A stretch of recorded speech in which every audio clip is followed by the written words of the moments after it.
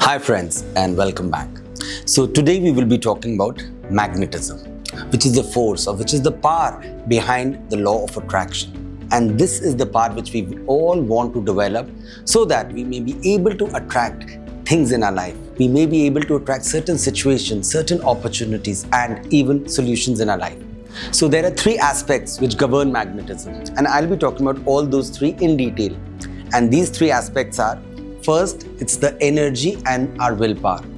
Second, it's our enthusiasm. And third is the power of our concentration. And once we understand how these three work together to create that magnetism within each and every one of us, we can really rechannelize all our energies. We can concentrate that energies, which is generated by that enthusiasm, to the object of our desires. So this is the second part of our series of the subject of law of attraction. And in the previous episode, which was the part 1, we spoke about two underlying principles behind law of attraction. And those two principles were, the first was that matter is a manifestation of energy. Everything in this physical creation is actually energy. That's the underlying reality of it. Every element of creation, every physical element of creation is actually composed of atoms. And those atoms are nothing but pure energy. Those neutrons, electrons, and even if we go at the subatomic level, the only reality is energy vibrating at different frequencies. And all these atoms, when they come together to form molecules, they are governed by something very intelligent. And that intelligent force is what we are talking about. That intelligent force starts from consciousness. That consciousness gives life to so many things. It gives these shapes to various things, which is made out of wood, which is made out of iron, which is made out of everything which we see in this physical reality. So we will really tune into that energy behind physical matter.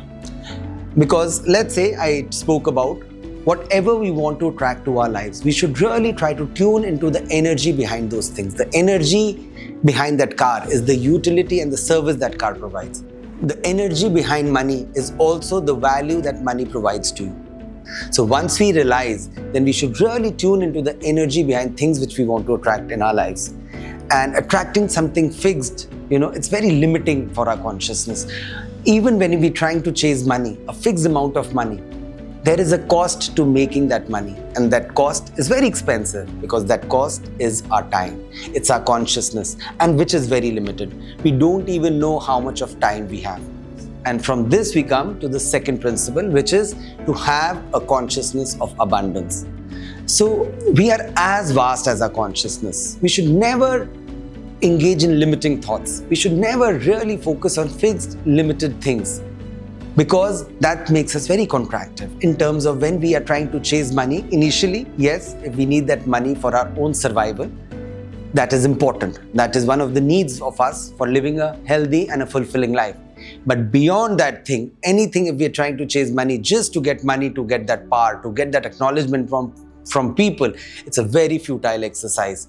But if constantly we imagine ourselves to be growing, if we try to really add value to ourselves in every sphere of our lives, whether we are in a job, whether we are in a business, or whether we are as parents, if we constantly trying to add value, it will make us valuable.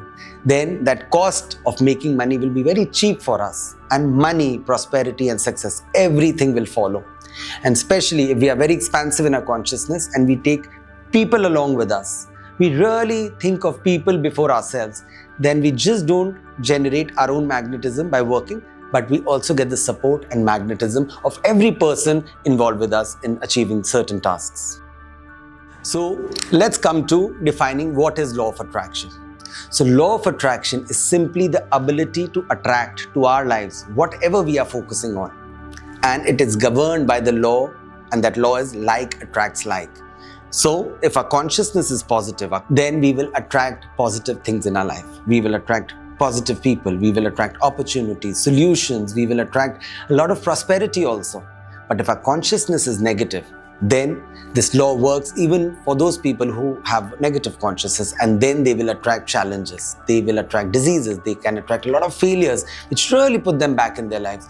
So very important to have an expansive consciousness. And magnetism is actually the power or the strength of this power of attraction. So once we develop magnetism, it is an inner force which is lying within each and every one of us. And once we develop magnetism, then we have the ability to attract to our lives whatever we are focusing on.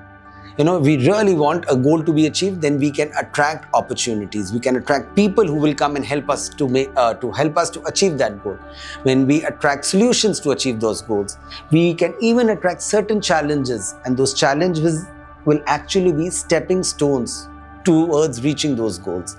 So once we understand magnetism, now we really want to understand how to develop magnetism. And for that, we'll be talking about the 3 aspects which I spoke of, which underlie magnetism. Let's talk about the first aspect, which is our energy and our will. So, energy is the link between our body and our mind. Our mind, our ideas, our thoughts really cannot act directly on the body. They cannot directly even create an action in a body. They need a medium, and that medium is energy. For example, let's say I just think here right now that I want to get up from the seat. So I will not be able to just get up if I just have a thought about it. I will actually have to use a little bit of my willpower, send that energy through my mind towards my bodies, towards the limbs, and only then I will be able to send that strength to get up from this chair. And let's say I really want to lift something heavy. Now at that point of time, I need more energy because I need more strength in my muscles to lift something heavy. And then I need to use my willpower to send that more strength. And hence, will is like a regulator. It really diminishes or it increases the flow of our energy depending upon our enthusiasm or willingness, or a lack of interest or unwillingness. So whenever we are very enthusiastic, whenever we are very willing to do something, we'll have this burst of energy which is really generated automatically within us.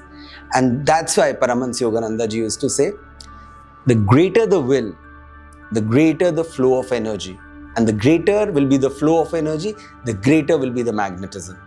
And this has been proved even in science, as we see when electricity is flowing through an electric wire, it creates an electrical field, a magnetic field around it. And the more is the flow of that electricity, the greater will be the electrical or the magnetic field around it.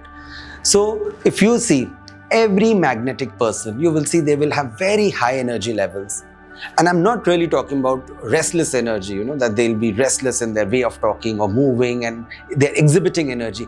Their energy will be very calm. It will be very dynamic and will be channelized through their concentration to the object of their goals. They know how to control that energy and channelize it. And that's what creates that magnetism. And that's the positive dynamic magnetism which I'm talking about. And with these aspects, you'll actually learn how to develop and channelize your energies to become magnetic. And the obstacles to this energy flow are actually our own attitude in life. Whenever we have lack of interest in doing something, whenever we are anxious to do something, whenever we have fear to do something, we will not be able to generate that energy. And that's where comes the Bhagavad Gita scripture when it says, do every action without the desire for the fruits of those actions. That is called Nishkam Karma. Because that very action will really get you in the present. You will be able to give your 100% without even bothering for the results of it. You will not regret your past, neither you'll be anxious about the results of the future. And you can really concentrate all your energy at that present action. So, with this we come to the second aspect, which is enthusiasm. Whenever we have a strong feeling for something, whenever we really love to do something, how we have this burst of energy which comes very automatically.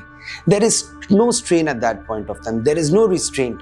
And we just want to go up and do that thing. For example, let's say, we come home after a long day's work in the office. We're really mentally tired and we just come home and we don't want to do anything. We just plonk on the sofa and we just, browsing through the television. We don't even have that energy to concentrate and watch a movie or a series. And at that point of time, if our partner or our mother or our sister just asks us and, ask for a little help from us to clean something or just to lift up something, how we just decline, just telling them, oh, I'm very tired, I just don't want to get up.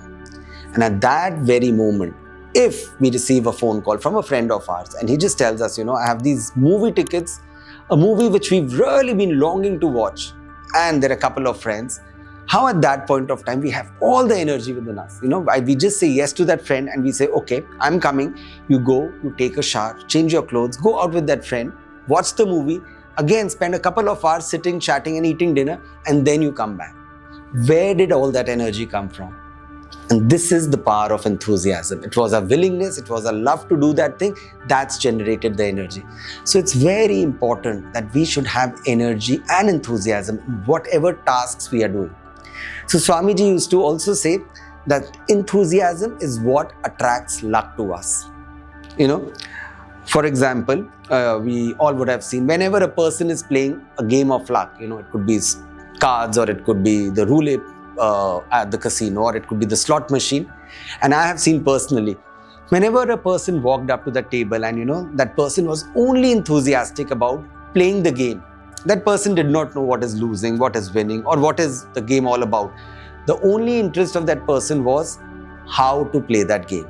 And that was a positive enthusiasm. And invariably, these people win.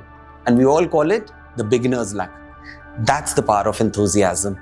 So Swami Kriyanandaji used to say, if you want to be lucky, then expect to be lucky.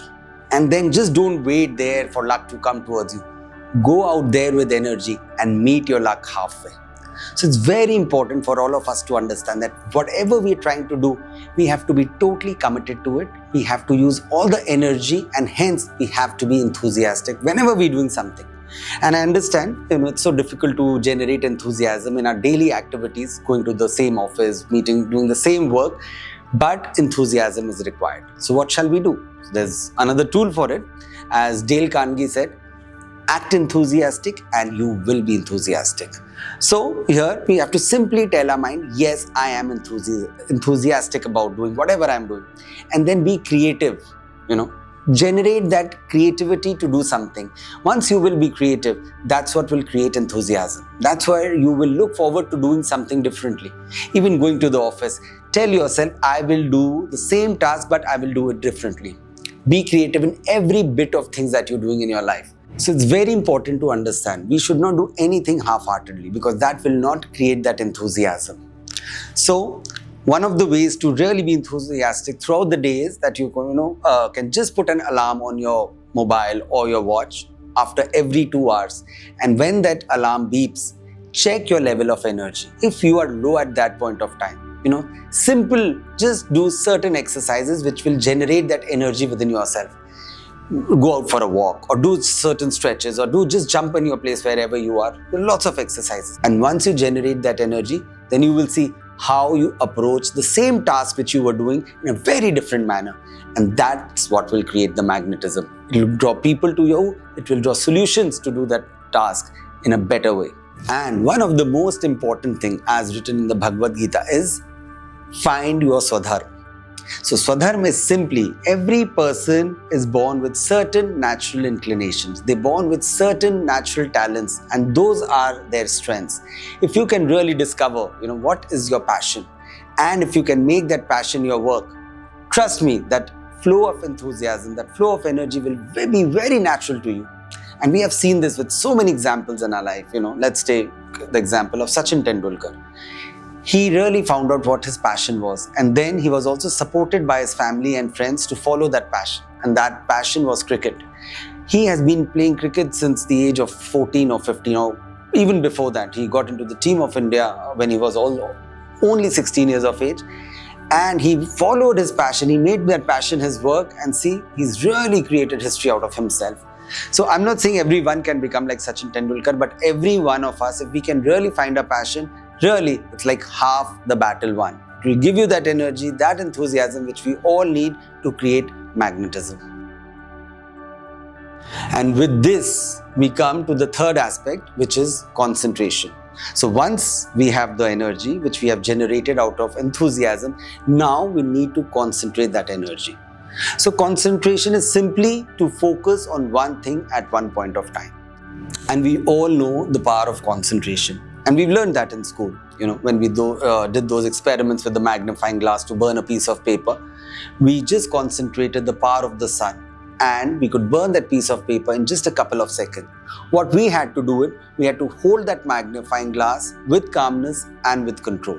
And this is what Paramahansa Yogananda ji said when he said that will not become willpower until and unless we can focus it with calmness and with control.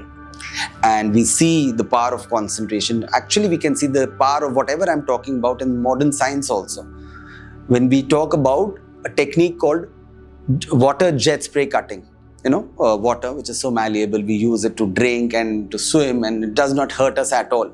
But if we use the power of concentration and we use that water with great force and energy, that focus and that energy of water can actually cut thick bars of iron also. And that's what the power of concentration does for all of us. Once we have that energy which has been generated by enthusiasm, and then we can concentrate, then we can actually magnetize things for ourselves. So these are the three aspects which help us to understand how magnetism works. And now I will actually share with you that how magnetism actually works within ourselves also. And for that, I'll take the most objective example of magnet, which is in the physical world, and that is actually a bar of magnet. So once we understand that how a normal bar of iron becomes into a bar of magnet, then I can actually explain you how a normal, ordinary person can become very extraordinary and very magnetic. So, a bar of iron and a bar of magnet, they all are made up of the same molecules, but the difference is that in a normal bar of iron, all these molecules, they each have their own polarities. They all have a positive and a negative pole, and the energy is emitting out of them. But since in that bar of iron, all these molecules are just scattered, so energy emitting out of each of these molecules is actually negating themselves, and hence that bar of iron remains static. But the moment we realign all these molecules through an electric charge, they all align themselves into a positive and a negative direction, and electricity starts flowing through that bar of iron, and that bar of iron becomes magnetic. Similarly, our spine is the main channel of energies in our bodies, and the spine is actually like a bar of magnet.